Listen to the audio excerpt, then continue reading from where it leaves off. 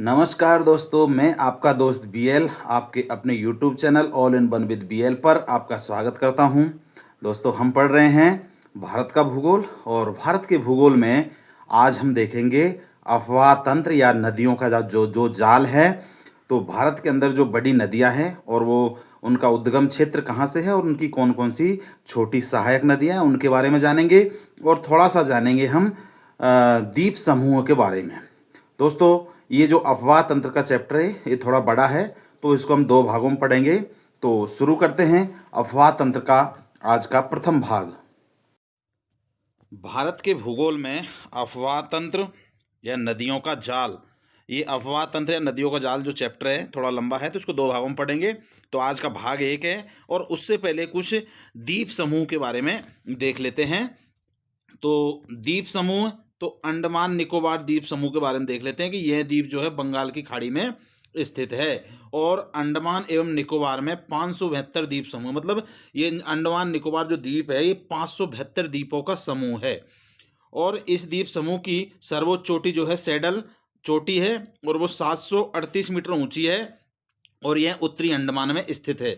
और दूसरी जो चोटी है, जो इसके बाद में सेकंड चोटी आती है, वो माउंट धुलियर है जो 642 मीटर ऊंची ग्रेट निकोबार में स्थित।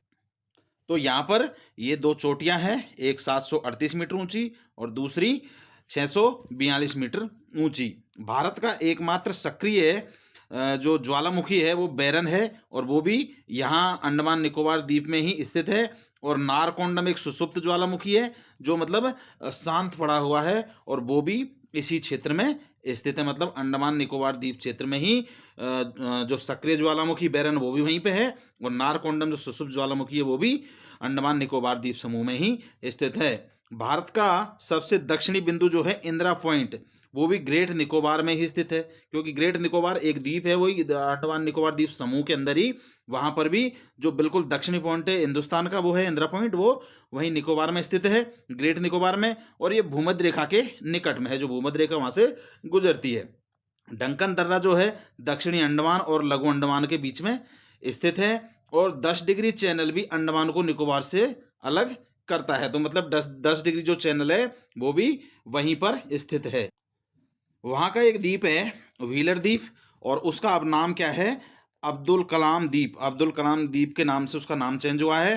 और अंडमान एवं निकोबार द्वीप समूह के में क्या है, उत्तरी अंडमान में स्थित सैडल पीक यहाँ की सर्वोच्च चोटी है, जो मैंने अभी आपको बताया था कि दो चोटियाँ, उनमें से सैडल जो है सबसे ऊंची चोटी है। और दूसरा है लक्षद्वीप। अंडमान निकोबार के बारे में ये था। आप देखते हैं कि लक्षद्वीप, तो लक्षद्वीप समूह में क्या है, ये द्वीप समूह अरब सागर में स्थित है और इसमें क्या है कुल 36 द्वीप है।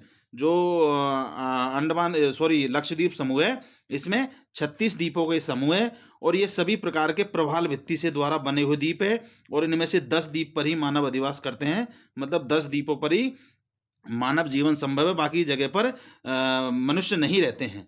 इसमें 3 द्वीप मुख्य है, जो 10 द्वीपों का समूह, इनमें से भी 3 द्वीप मुख्य। उनमें लक्षद्वीप जो उत्तर में है, मिनिकाय द्वीप जो दक्षिण में है और कवारती जो मध्य लक्षद्वीप में द्वीप समूह में स्थित है। और मिनिकाय द्वीप समूह का जो सबसे बड़ा द्वीप है वो, मतलब सबसे बड़ा द्वीप है मिनिकाय द्वीप समूह का सबसे बड़ा द्वीप है। 9 डिग्री चैनल कवारती और मिनिकाय को अलग करता है। तो 9 डिग्री चैनल लक्षद्वीप में है और 8 डिग्री चैनल भी वहीं स्थित है। मिनिकाय द्वीप जो भारत में है उसको मालदीव से ये अलग करता है। इनके अलावा अंडमान निकोबार द्वीप समूह और लक्षद्वीप के अलावा कुछ अन्य भी द्वीप है। तो अन्य द्वीपों में देखते हैं श्रीहरिकोटा द्वीप, ये भी प्रभाल वित्ती से निर्मित है और ये द्वीप पुलकिट झील के अग्रभाग में नेल्लोर के निकट में स्थित है। और एक पंबन द्वीप है, पंबन द्वीप जो मन्नार की खाड़ी भारत और श्रीलंका के मध्य स्थित है। जो आप कभी रामेश्वरम गए हो तो रामेश्वरम ये पंबन द्वीप पर ही स्थित है। इसके बाद में एक न्यू मूर द्वीप है और यह द्वीप बंगाल की खाड़ी में बांग्लादेश में तथा भारत की सीमा पर स्थित है, मतलब बंगाल की खाड़ी में बांग्लादेश और भारत की जो सीमा है वहाँ पर ये न्यू मूर द्वीप स्थित है और जो हुगली के निकट में है। और ये भारत और बांग्लादेश का विवादित क्षेत्र है, इसमें बांग्लादेश के साथ में भारत का कुछ विवाद चलता रहता है और अब ये क्षेत्र क्या है, समुद्र में डूब चुका है। तो न्यूमूर द्वीप समुद्र में डूब चुका है। तो याद रखना कौन सा द्वीप ऐसा है जो समुद्र के अंदर डूब डूब चुका है, तो वो न्यूमूर द्वीप है। अब देखते हैं अफवाह तंत्र कि नदियों का जाल भारत में कैसे है, कौन कौन सी बड़ी नदियां हैं और उनमें कौन कौन सी सहायक नदियां आकर के मिलती है। तो अफवाह तंत्र के बारे में देख लेते हैं कि एक निश्चित जलमार्ग द्वारा जल प्रवाह को अफवाह कहा जाता है। मतलब एक निश्चित मार्ग से पानी बहता है उसको अफवाह कहा जाता है। और इस प्रकार के कई जलमार्गों के जाल को अफवाह तंत्र कहते हैं। मतलब कई जगह से पानी बह करके जो आता है एक सीधा ही होके, उसे अफवाह तंत्र कहते हैं। इसका संदर्भ नदियों की उत्पत्ति समय के साथ उनके विकास से है। उद्गम की दृष्टि से भारतीय अफवाह तंत्र दो भागों में बांटा जा सकता है। मतलब अफवाह तंत्र जगह जगह से जो नदियां बह करके आती है वो एक दूसरे में आके मिलती है, उसी को अफवाह तंत्र कहते हैं। अब इसमें इसको दो भागों में बांटा है। तो पहला है हिमालयी अफवाह तंत्र, जो हिमालय की तरफ से नदियां निकलती है उनके बारे में देखते हैं। तो हिमालयी नदियां जो है वर्ष भर जल से परिपूर्ण होती है, क्योंकि इनका स्रोत जो है ग्लेशियर से होता है। मतलब जो बर्फ की चट्टानें हैं, बर्फ जहाँ ज़्यादा पड़ी रहती है हिमालय पर, वहाँ से ये नदियाँ निकलती है हिमालय से। और इनमें ये मतलब सूखती नहीं है, इनमें पूरी वर्ष पानी बहता रहता है। हिमालय नदियाँ प्राय अधिक लंबी होती है, क्योंकि जब पानी अधिक आएगा तो वो बहते हुए जाएगा तो लंबी रहेगी, उसमें वो ही नहीं है। और क्योंकि ढाल तीव्र होने के कारण भी भारी घाटी एवं मार्ग का निर्माण करती है, क्योंकि ढलान तीव्र है, हिमालय से जो ढलान है वो पानी तीव्रता से आता है, तो ये घाटी का निर्माण भी करती है। और स्रोत क्षेत्र में गहरी घाटियां और गार्ज का निर्माण करती है। इसकी मुख्य नदियां निम्न है। मतलब जो हिमालय से नदियां निकलती है वो ढलान से हिमालय से निकलती है। तो ये क्या घाटियां और गार्ज, गार्ज मतलब गहराई, जो पानी का पानी गिरने से गहरा हो जाता है तो उनका निर्माण करती है। अब देखते हैं कि हिमालय की जो अफवाह तंत्र है, हिमालय से जो नदियां निकलती है उनमें कौन कौन सी नदियां आकर के मिलती है। मतलब प्रमुख नदी कौन कौन सी है। तो सिंधु नदी तंत्र। अब सिंधु नदी तंत्र मतलब सिंधु नदी में और कौन कौन सी नदियाँ। तो इसका उद्गम जो है सिंधु नदी का स्रोत जो तिब्बत में है और ये मानसर झील के पास में स्थित है, सानोख्वाब हिमनद से है। तो सिंधु नदी जो है वो तिब्बत और चीन में मतलब मानसरोवर झील के पास में एक सानोख्वाब हिमनद है, मतलब हिम का पहाड़ है, वहाँ से सिंधु नदी का उद्गम स्थल है। और इस नदी की लंबाई जो है 2880 किलोमीटर है, जबकि भारत में ये 709 किलोमीटर में बहती है। सिंधु नदी चिल्लास के निकट पाकिस्तान में प्रवेश करती है। चिल्लास जो जगह है वहाँ से भारत से बहती हुई पाकिस्तान में चली जाती है तथा कराची के पास अरब सागर में मिल जाती है। सिंधु नदी के बाईं तरफ की सहायक नदियाँ। अब सिंधु नदी में बाईं तरफ से कौन कौन सी नदियाँ मिलती है, देखो झेलम मिलती है, चेनाब मिलती है, रावी मिलती है, ब्यास, सतलज तथा ये मतलब ये बाईं तरफ से मिलती है। और दाईं तरफ से जो नदियाँ मिलती है वो है काबुल, कुर्रम, तोची और बिबोआ, ये पाकिस्तान में नदियाँ हैं। तो ये सिंधु नदी के अंदर दाहिने तरफ से और बाएं तरफ से आकर के मिलती है। गंगा नदी और सिंधु नदी के बीच में क्या है, अंबाला का जल क्षेत्र, वो इन दोनों को पृथक करता है। अब देख लेते हैं सिंधु नदी के बाद में गंगा नदी का तंत्र क्या है। गंगा नदी बह करके कहाँ से जाती है और इसमें कौन कौन सी नदियाँ मिलती है। तो गंगा नदी का जो उद्गम है उत्तराखंड के उत्तरकाशी जिले में गोमुख के निकट गंगोत्री हिमनद से, गंगोत्री में जो बर्फ के पहाड़ है वहाँ से गंगा नदी निकलती है। और यहाँ इसको भागीरथी कहा जाता है, इसको भागीरथी नदी यहाँ पर कहा जाता है उत्तराखंड में। देवप्रयाग में भागीरथी नदी अलकनंदा नदी में मिलती है। देवप्रयाग में क्या है, भागीरथी जो अलकनंदा में जाके मिल जाती है तो संयुक्त धारा एक बन जाती है, उसको गंगा कहते हैं, जो भारत के अंदर बहती है। अलकनंदा नदी का उद्गम जो है संतोपंत हिमानी है।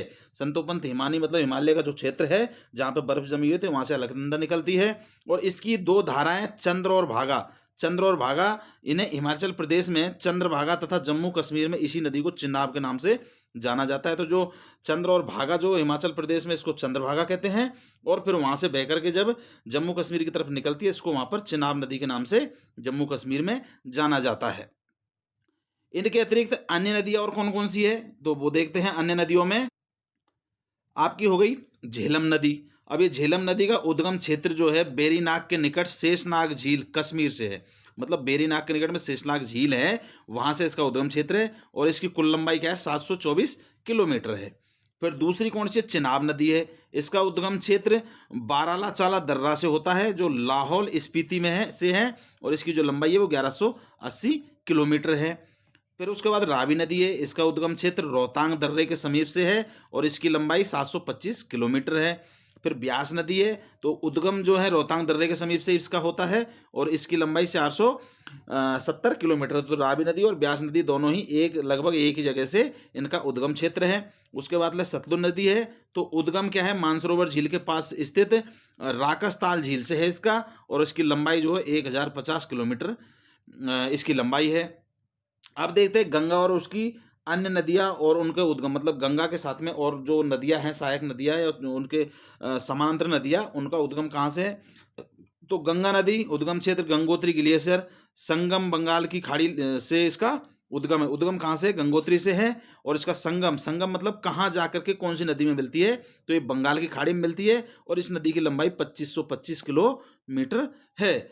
और फिर यमुना नदी है, तो इसका उद्गम यमुनोत्री की हिमानी से है, मतलब यमुनोत्री से जो हिमालय का बर्फ वाला क्षेत्र है, वहां से यमुना नदी निकलती है और ये संगम है, इसका जो संगम क्या है, प्रयाग में ये गंगा में आकर के मिलती है और इसकी लंबाई 1375 किलोमीटर है।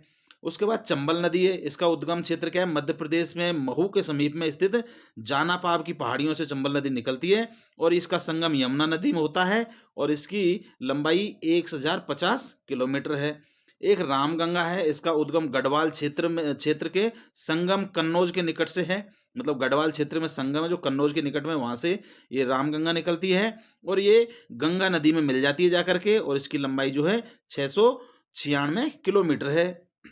इसके बाद में घाघरा नदी है, तो घाघरा क्या है, इसका उद्गम जो है मानसरोवर के दक्षिण में गुर्ल मंडोला जो तिब्बत में स्थित है, वहां से ये घाघरा नदी निकलती है और इसका संगम गंगा नदी में होता है और इसकी लंबाई जो है 1080 किलोमीटर है। फिर गंडक नदी है, तो गंडक नदी का उद्गम जो है नेपाल तिब्बत की सीमा से ये सीमा के पास से इसका उद्गम, गंडक नदी क्या है, नेपाल और तिब्बत की सीमा के पास से निकलती है और इसका संगम जो है गंगा नदी में होता है और इसकी लंबाई 425 किलोमीटर है। एक कोसी नदी है, इसका उद्गम क्षेत्र जो है सिक्किम, नेपाल और तिब्बत के जो मतलब उस जगह पर जो हिमालय है वहां से ये निकलती है, मतलब तीनों का एक क्षेत्र बनता है, वहां से कोसी नदी निकलती है और इसका संगम भी गंगा नदी के अंदर हो जाता है और इसकी लंबाई 730 किलोमीटर है। उसके बाद में बेतवा है, इसका उद्गम क्या है, विंध्याचल पर्वत से है, निकलती है ये और इसका संगम यमुना नदी में होता है और इसकी लंबाई 480 किलोमीटर है। एक सोन नदी है, तो इसका उद्गम अमरकंटक की पहाड़ियों से है, अमरकंटक की पहाड़ियों से सोन नदी निकलती है और इसका संगम गंगा नदी में होता है और इसकी 780 किलोमीटर लंबाई है। मतलब ये नदियां थी, जो ये नदियां निकल के कहाँ से निकलती है और कौन सी नदी में जाकर के मिलती है और इसकी लंबाई कितनी है वो देखा हमने। आगे देखते हैं कि गंगा की सबसे बड़ी सहायक नदी कौन सी है, यमुना है, और चंबल, बेतवा और केन यमुना की दाएं किनारे की सहायक नदियां है। मतलब यमुना के दाहिने से चंबल, बेतवा और केन दाएं किनारे से आती है तथा हिंडन नदी जो है बाएं किनारे से इसकी सहायक नदी है यमुना की, ये ध्यान रखना है ना। उसके बाद में बेतवा दक्षिण से उत्तर की ओर बहती है। बेतवा नदी क्या है, दक्षिण से उत्तर की ओर बहती है। गंगा को बांग्लादेश में पद्मा के नाम से जाना जाता है, गंगा नदी को बांग्लादेश में क्या बोलते हैं, पद्मा नदी बोलते हैं। और पद्मा ब्रह्मपुत्र, जिसको बांग्लादेश में यमुना बोलते हैं, में आकर के मिल जाती है। मतलब जो बांग्लादेश में इसको ब्रह्मपुत्र को क्या है, जमुना बोलते हैं, तो ये जो अपना पद्मा नदी है वो ब्रह्मपुत्र में आकर के मिल जाती है और बंगाल की खाड़ी में आगे जाकर के ये गिर जाती है और गंगा भारत की सबसे बड़ी नदी कहलाती है। इसके बाद में देख लेते हैं कि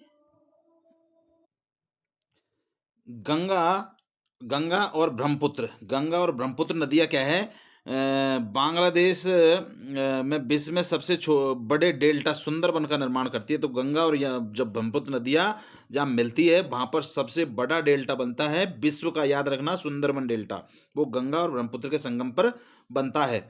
बंगाल की खाड़ी में गिरने से पहले पद्मा जिसे बांग्लादेश में कहा जाता है नदी को, उससे मेघना नाम की एक वितरिका निकलती है, मतलब एक छोटी नदी मेघना नाम की पद्मा नदी से निकलती है। शिप्रा नदी उज्जैन में है जहाँ पर महाकुंभ का आयोजन होता है और ये चंबल की सहायक नदी है।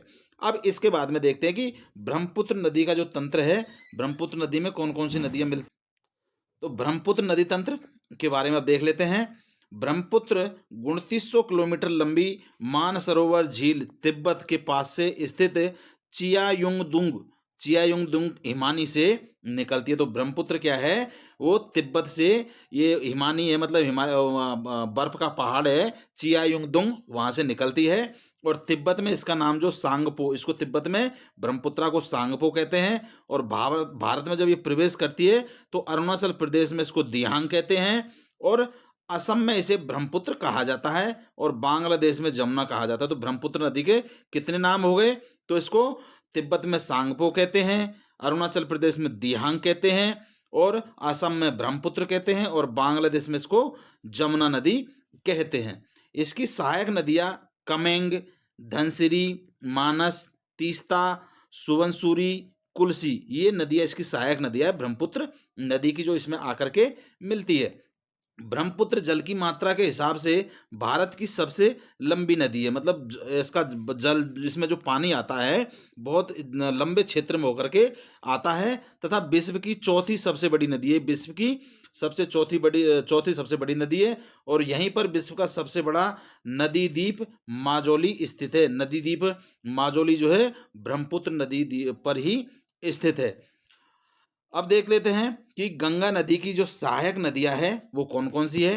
तो राम गंगा, यह नदी गैरसैंण के निकट से पौड़ी गढ़वाल की पहाड़ियों, जो दूध टोली श्रेणी जिनको कहा जाता है, वहां से निकल करके वाली अपेक्षाकृत छोटी नदी है, और शिवालिक को पार करने के बाद अपना मार्ग दक्षिण पश्चिम दिशा की ओर जिम कार्बेट राष्ट्रीय उद्यान रामनगर नैनीताल से बहती है, और उत्तर प्रदेश में नजीबाबाद के निकट मैदान में प्रवेश करती है, और अंत में कन्नौज उत्तर प्रदेश के निकट गंगा नदी में ये नदी मिल जाती है। तो ये राम गंगा जो नदी है इसका पूरा रास्ता है। तो ये पौड़ी गढ़वाल की पहाड़ियों में जो दूध टोली श्रेणी है वहां से ये निकलती है, और ये फिर शिवालिक को पार करने के बाद अपना मार्ग दक्षिण पश्चिम की दिशा में जो जिम कार्बेट राष्ट्रीय उद्यान है वहां से निकलती है, और फिर उत्तर प्रदेश के नजीबाबाद के मैदान में ये प्रवेश करती है, और अंत में कन्नौज जो उत्तर प्रदेश में है वहां पर ये गंगा नदी में विलुप्त हो जाती है, राम गंगा नदी। उसके बाद में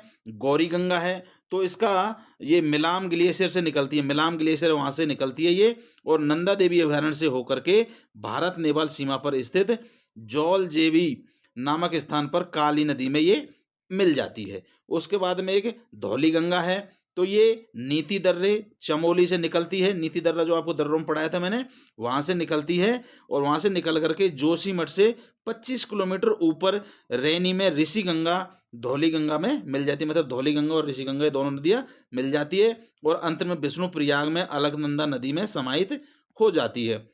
ऋषि गंगा ये उत्तराखंड में स्थित देश की दूसरी सबसे ऊंची चोटी नंदा देवी के चंगवंग ग्लेशियर से ये ऋषि गंगा निकलती है। तो ऋषि गंगा कहाँ से निकलती है, चंगवंग ग्लेशियर से। इसके पश्चात में ये है लक्ष्मण गंगा। लक्ष्मण गंगा इसका उद्गम क्या है, हेमकुंड ग्लेशियर चमोली में है, और हेमकुंड को हेम गंगा के नाम से भी जाना जाता है, और यह गंधारिया से पुष्पावती नदी में मिल जाती है। तो जो लक्ष्मण गंगा है वो इसका उद्गम क्या है, हेमकुंड ग्लेशियर है, और इसको हेमकुंड को हेमगंगा के नाम से भी जाना जाता है, और ये गंधारिया में क्या है, पुष्पावती नदी में आकर के मिल जाती है। उसके बाद है बासुकी की गंगा। बासुकी गंगा इसका उद्गम क्षेत्र वो है बासुकी ताल है जो केदारनाथ में है, और ये मंदाकिनी की सहायक नदी है, मतलब ये नदी बासुकी गंगा तो मंदाकिनी में मिलती है आकर के।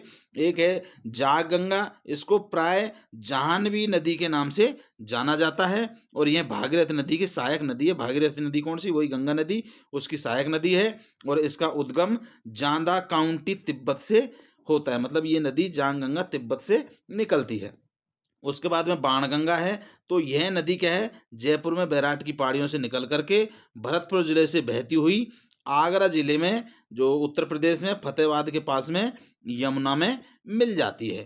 तो दोस्तों ये हमने देखा था भारत के अंदर नदियों का प्रवाह तंत्र या अफवाह तंत्र जिसे हम कहते हैं, तो वो हमने देखा, और उसमें कौन-कौन सी बड़ी नदियाँ थी और कौन-कौन सी छोटी नदियाँ उसमें आकर के मिलती है, उनका उद्गम क्षेत्र कहाँ है और वो कहाँ से किस रास्ते से होकर के कौन-कौन सी बड़ी नदियों में जाकर के मिलती है, उनकी लंबाई कितनी है। तो ये सब हमने भाग 1 में देखा, और बाकी जो नदियाँ बची हुई है वो हम भाग 2 में देखेंगे। मुझे आशा है कि ये जानकारी आपको पसंद आई होगी, और मैं आशा करता हूँ कि परीक्षा की दृष्टि से आपके लिए बहुत महत्वपूर्ण होने वाली है।